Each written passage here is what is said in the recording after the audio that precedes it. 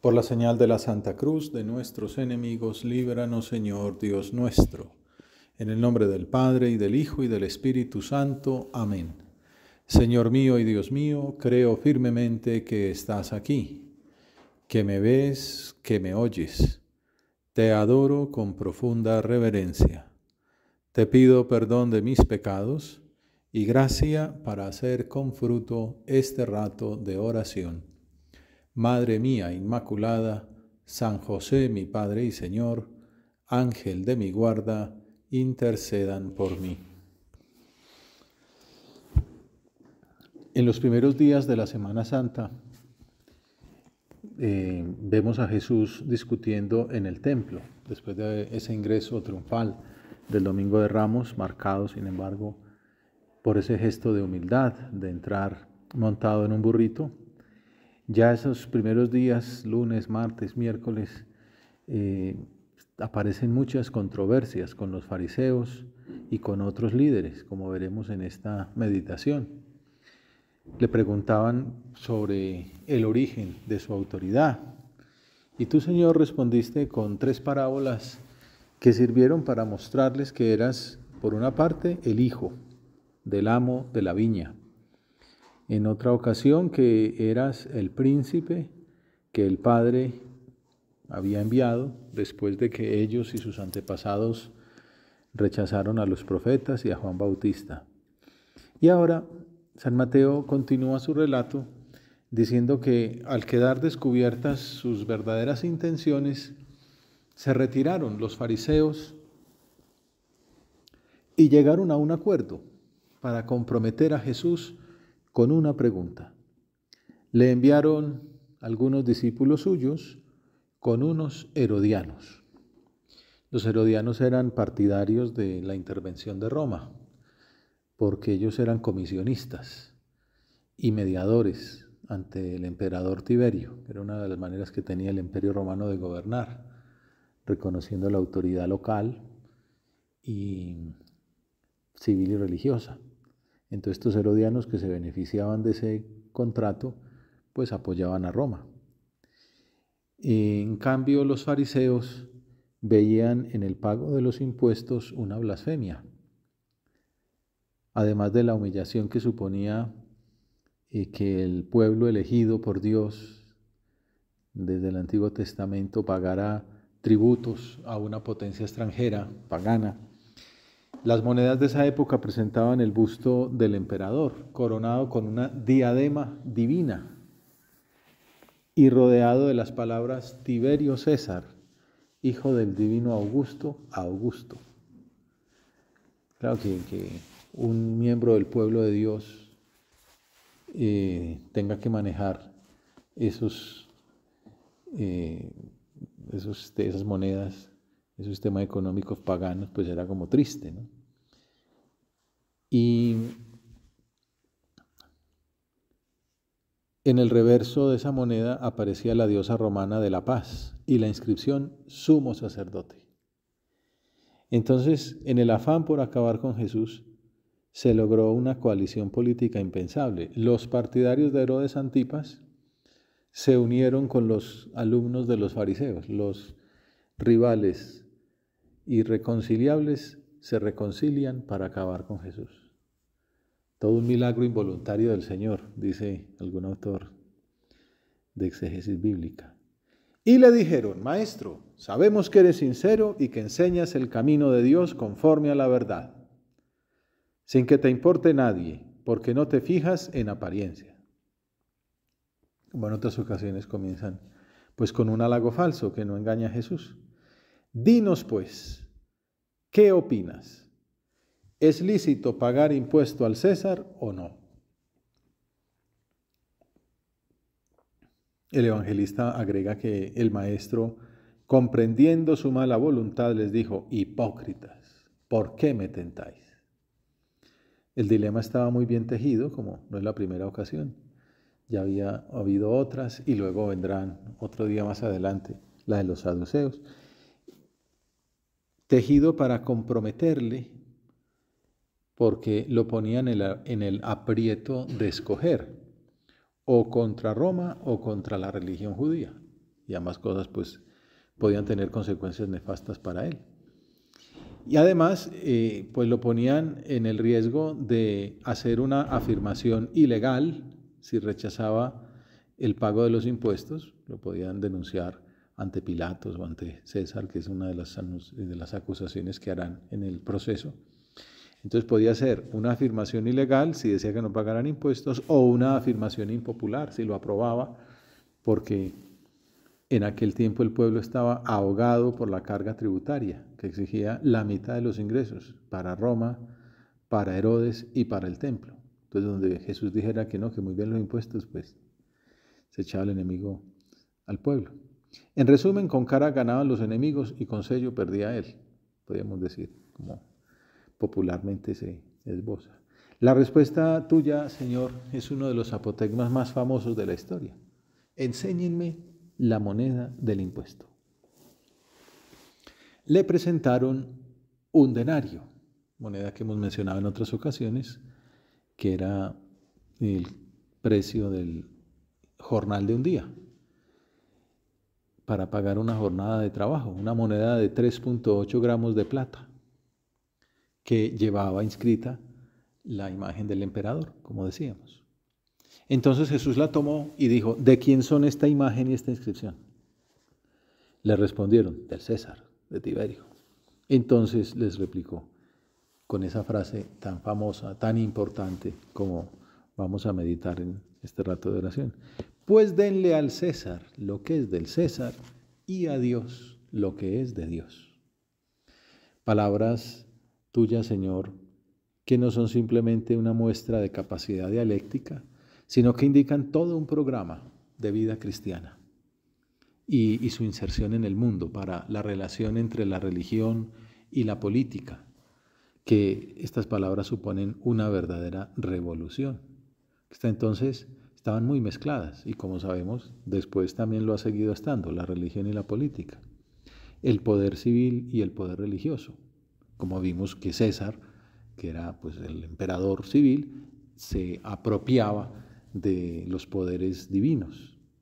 Y así sigue siendo, no sé, el emperador de Japón, se supone que es hijo de Dios, ¿no? Aunque los pobres, una de las humillaciones que les hicieron fue en la guerra que una transmisión en televisión dijera que no lo era. Pero bueno, después, hoy día eso se considera así.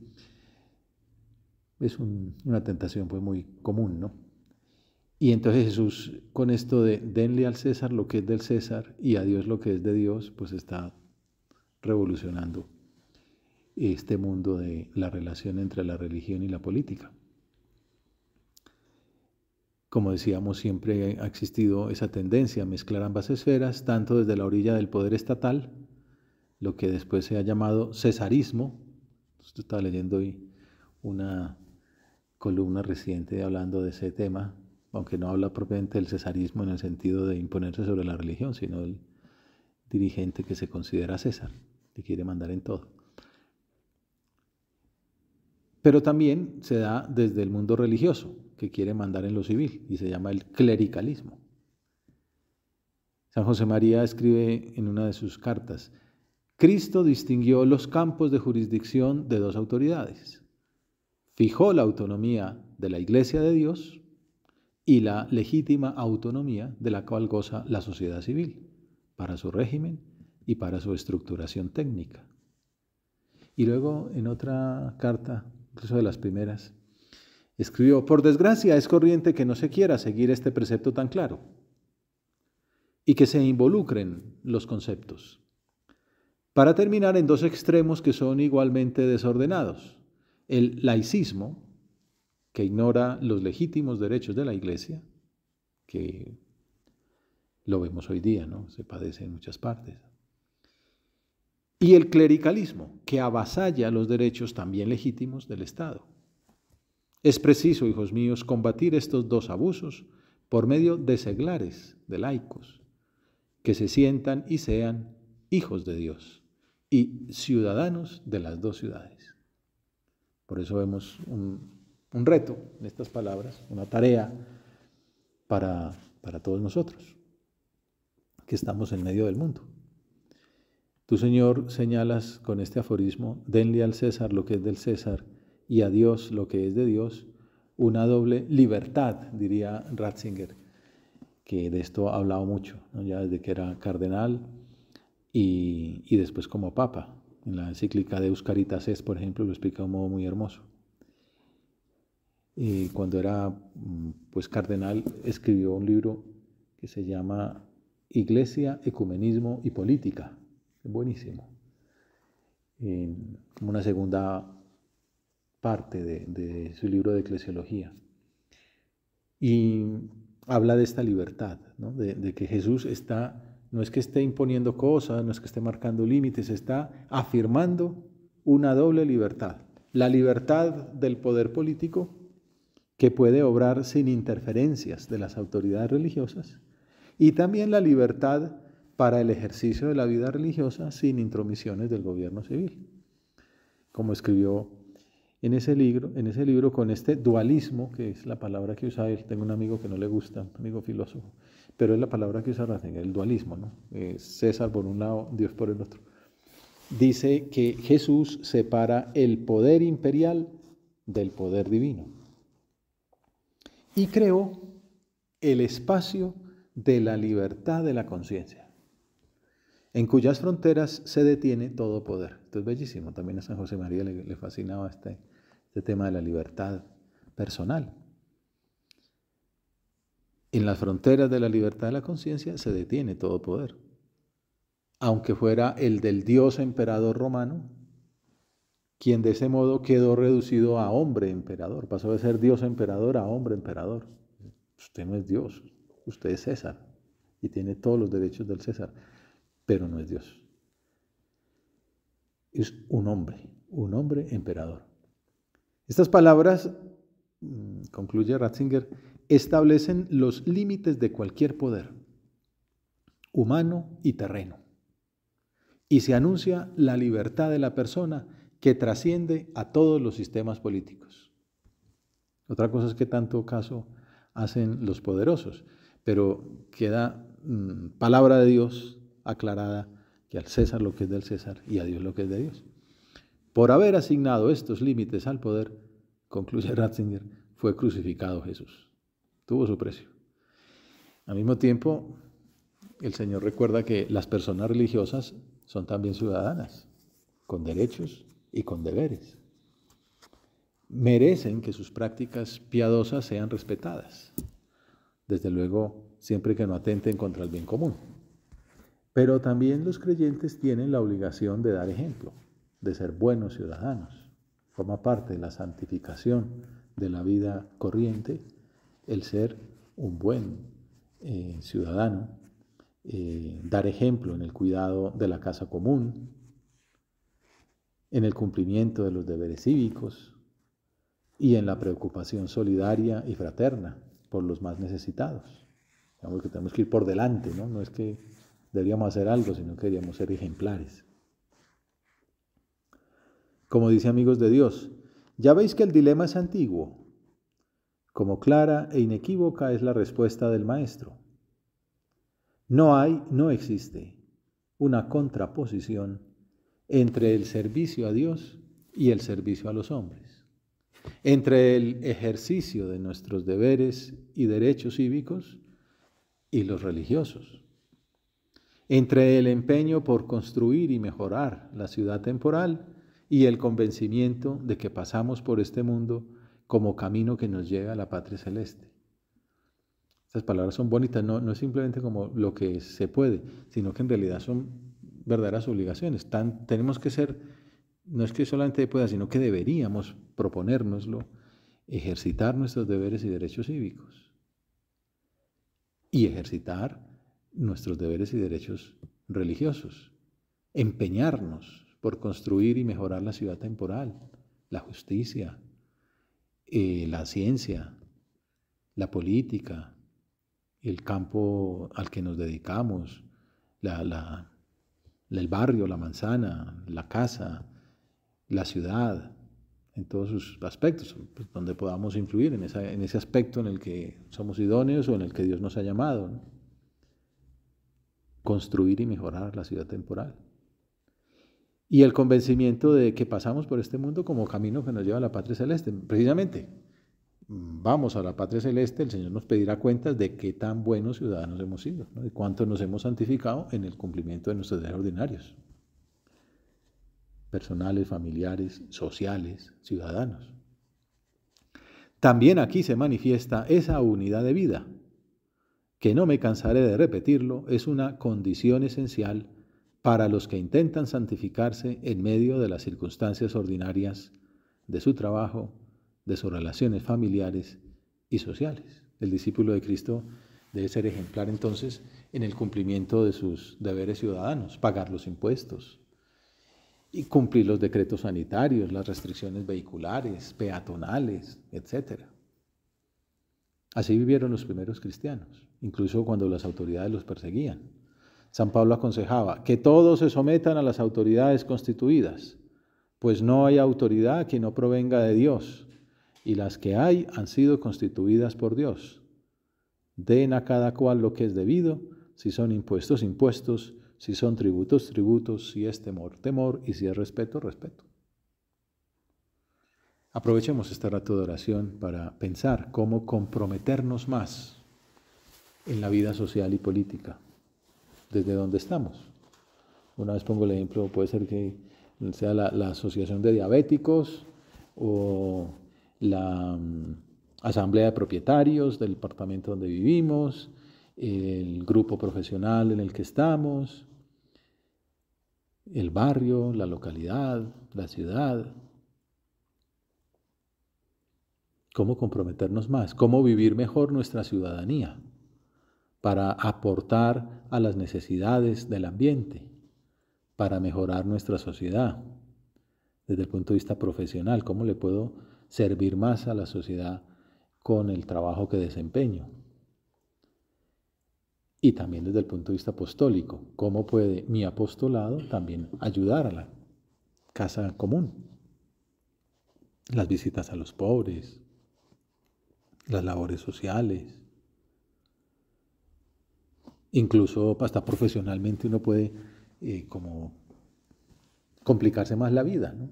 Aprovechar más el tiempo libre para servir más y para ayudar a otros a hacerlo.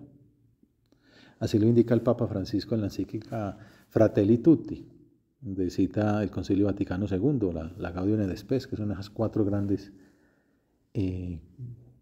documentos del Vaticano, declaraciones conciliares. Entonces dice, los gozos y las esperanzas, Gaudium et Spes, las tristezas y las angustias de los hombres de nuestro tiempo, sobre todo de los pobres y de cuantos sufren, son a la vez gozos y esperanzas, tristezas y angustias de los discípulos de Cristo. Nada de lo humano me es ajeno, ¿no? Tenemos que gozar con lo que goza el mundo y sufrir con lo que sufre el mundo, ¿no? Nada hay verdaderamente humano que no encuentre eco en nuestro corazón. Entonces, más que lamentarnos de los aspectos negativos de la sociedad, pues que eso lo hace cualquiera, los seguidores de Jesús debemos fomentar, como hicieron los primeros cristianos, lo que decía don Javier Echavarría por ahí en el año 2012, algunos de ustedes se acordarán, una nueva cultura. Muy fácil decir, no, pues que esta cultura de hoy, estos escritores de hoy, este cine de hoy, este teatro de hoy, no, pues, ¿y tú qué haces para crear una nueva cultura? Para influir positivamente, aunque sea un blog, pues, pero algo hay que hacer, además de lamentarse. Una nueva cultura. Apostolado con los escritores, apostolado con los que hacen el cine, apostolado con los que opinan, opinar uno, una nueva cultura, una nueva legislación. Bueno, para no hacer una nueva legislación hay que ponerse las pilas, hay que complicarse la vida, hay que reunirse con los que legislan, hay que ayudarles. Y de pronto termina uno aportando, o hasta leyes inclusive. Una nueva moda, coherentes con la dignidad de la persona humana y su destino a la gloria de los hijos de Dios. Den al César lo que es del César y a Dios lo que es de Dios. Comprende también, y este es también un punto importante que a veces la gente por ahí no entiende, el respeto y la promoción de la libertad. Ya lo decíamos al comienzo con Ratzinger, ¿no? Aquí este aforismo lo que está es promoviendo la libertad del Estado, la libertad de la religión, la libertad del ser humano. Y esto se nota en el impulso del pluralismo. Muy importante cuando estamos hablando pues, de compromiso social, de participación política, respetar a los demás. No todo el mundo tiene que pensar como pienso yo, ni votar al que voto yo. No, hay que ser lo suficientemente libres para respetar la libertad del otro, ¿no? En la iglesia y en la sociedad caben personas de todas las tendencias.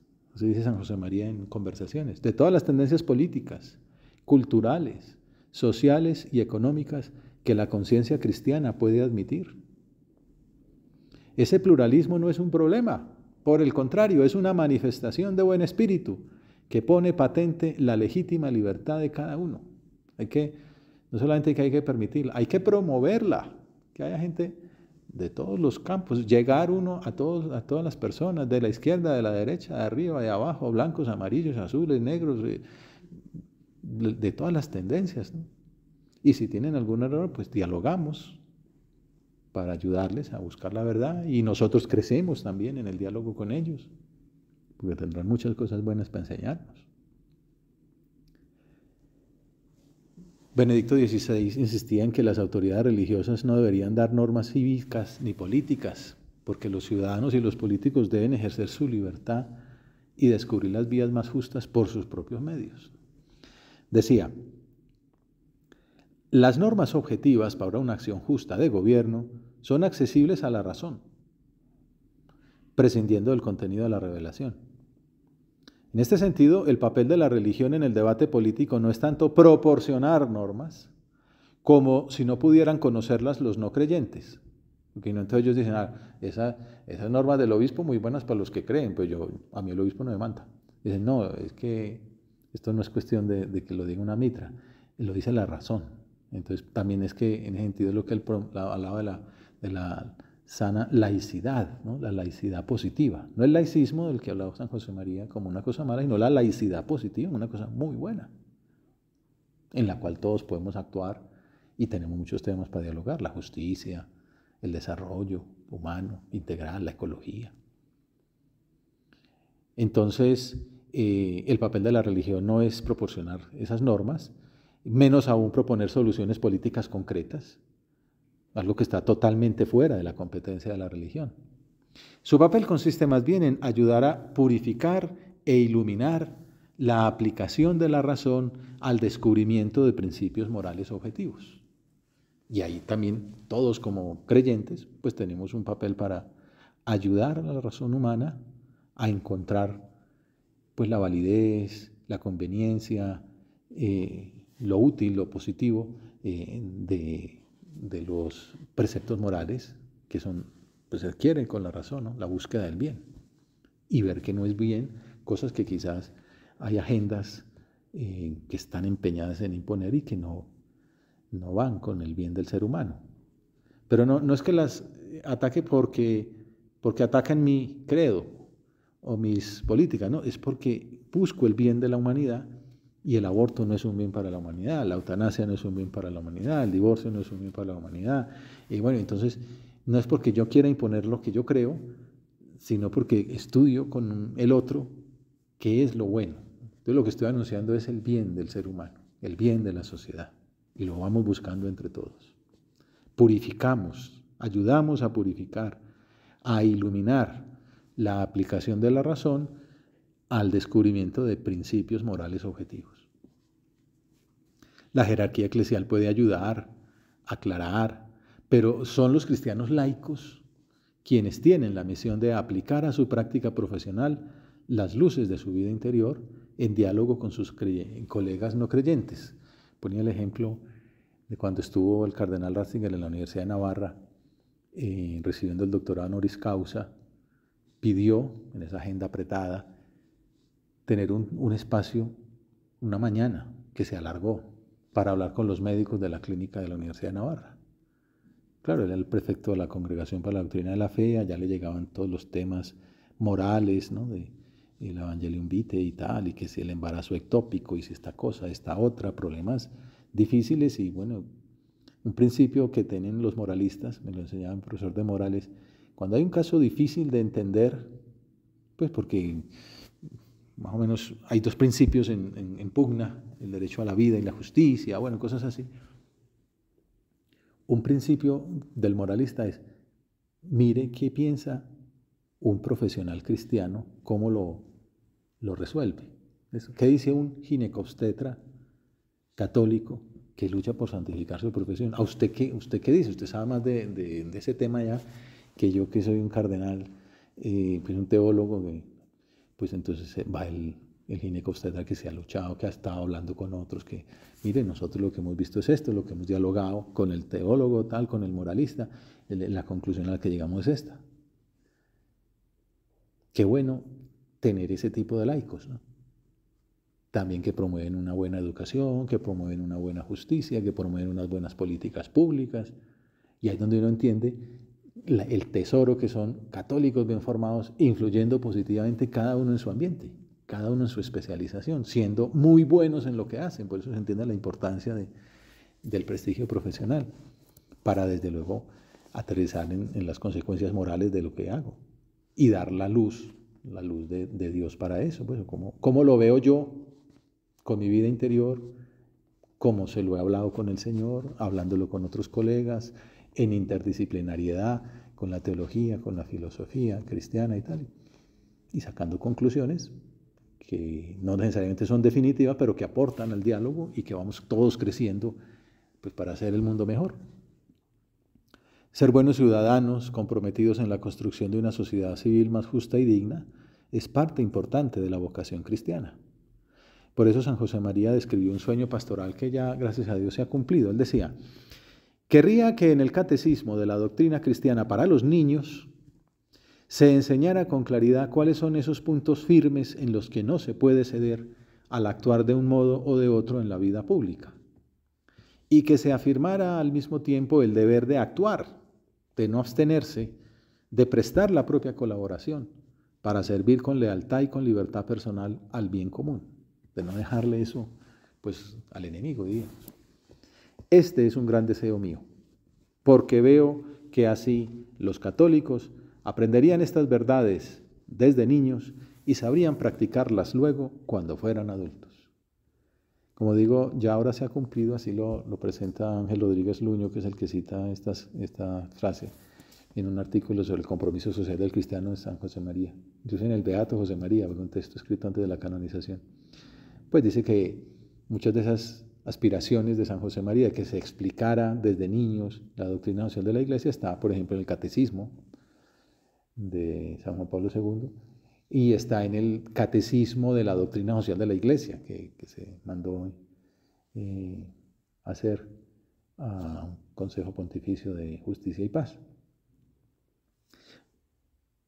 Pero hay que seguir ahí, que en la catequesis se hable, ¿sí? Que hay que ir a misa el domingo, que hay que ser buen hijo, pero que hay que ser buen ciudadano, que hay que cumplir las leyes justas, que hay que promover, ¿no? No solamente cumplir, sino promover el bien común. Bueno, hemos hablado hasta el momento, pues, de las consecuencias de dar al César lo que es del César, pero también incluye esto, meditar lo que significa dar a Dios lo que es de Dios, que es bastante comprometedor. No solo por el mandamiento de ayudar a las necesidades de la Iglesia de acuerdo con las propias posibilidades, que es uno de los mandamientos de la Iglesia, el diezmo, la limosna, el aporte también profesional que decíamos, sino que volvemos a pensar en aquella monedita, en el denario, con la imagen del emperador. La moneda del tributo tenía la imagen del César. Pero nosotros, dicen los padres de la Iglesia, estamos hechos a imagen y semejanza de Dios. Debemos darle al César sus impuestos terrenales como súbditos y a Dios toda la gloria como hijos suyos, con todo tu corazón, con toda tu alma, con toda tu mente, como dirá Jesús pocos versículos más adelante. Acudamos a la Virgen Santa. Ella, a pesar de su pobreza, también fue cumplidora fiel de sus deberes ciudadanos, gracias a que obedece al censo del emperador, un censo injusto, pues que te hace ir 3 días en mula, en embarazo, a punto de parir. Pero si es lo que manda la autoridad, al César lo que es del César. Y gracias al cumplimiento de esa obligación, pues se cumplió la profecía que decía que el Hijo de Dios nacería en Belén.